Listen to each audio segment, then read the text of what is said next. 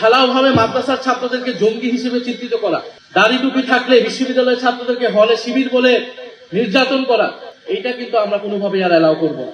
সেই সময় শাপলা এক ভাই বলেছেন যে বিএনপি তাদের সাথে ছিল বিএনপি, কিন্তু বিএনপির ভূমিকা আসলে কিরকম ছিল এটা আসলে এই সময়ে এসে এটা বিশ্লেষণের দাবি রাখে।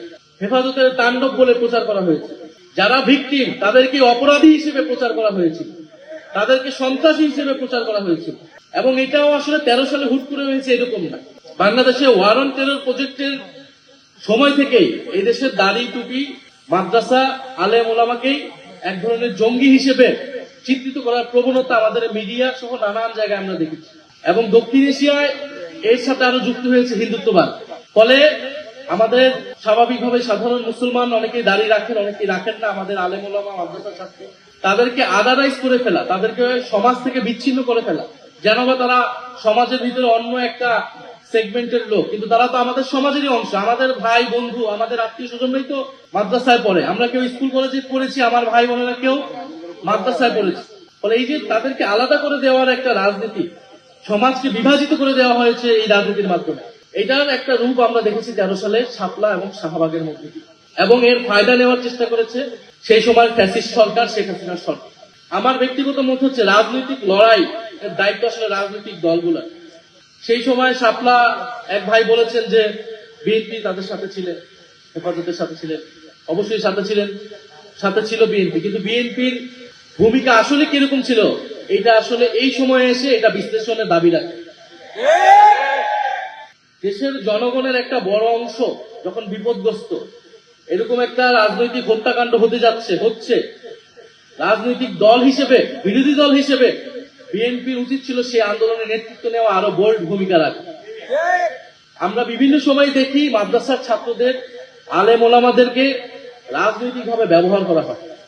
এই যে মৃত্যুর মুখে, গুলির মুখে ঢাকা শহরে এনে মাদ্রাসার ছাত্রদেরকে ঠেলে দেওয়া হলো, এর দায় কি বাংলাদেশের সেই সময় সকল রাজনৈতিক দল নিবে না? অবশ্যই আমি মনে করি নেওয়া উচিত।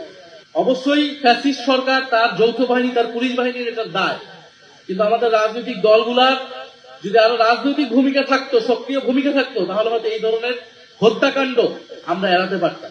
ফলে আমরা চাই না যে আমাদের আলেম ওলামা, আমাদের মাদ্রাসা ছাত্রদেরকে তাদেরকে গুটি হিসেবে ব্যবহার করা হোক, ক্ষমতার হাতিয়ার হিসেবে কেউ ব্যবহার করুক, এবং তাদেরকে সমাজে অপরায়ণ করে রাখা হোক, সমাজে আদার করে রাখা হোক। তারা এই সমাজেরই অংশ, তাদেরও নাগরিক অধিকার আছে, তাদেরও দাবি দেওয়া থাকে, তারা সেটা প্রকাশ করবে, সরকার সেটা বিবেচনা করবে, সরকার তাদের সাথে ডায়ালগ করবে যে সেই দাবি কতটুকু তারা মানবে, কতটুকু মানবে না। আমাদের মাদ্রাসার ছাত্র, আলেম ওলামা তাদেরকে যে ভিন্নভাবে জঙ্গি হিসেবে চিত্রিত করা, এই প্রবণতা থেকে আমাদের সমাজ, আমাদের রাষ্ট্র, আমাদের শিক্ষিত সমাজ, রাজনৈতিক দল, আমাদের সবাইকেই বের হতে হবে।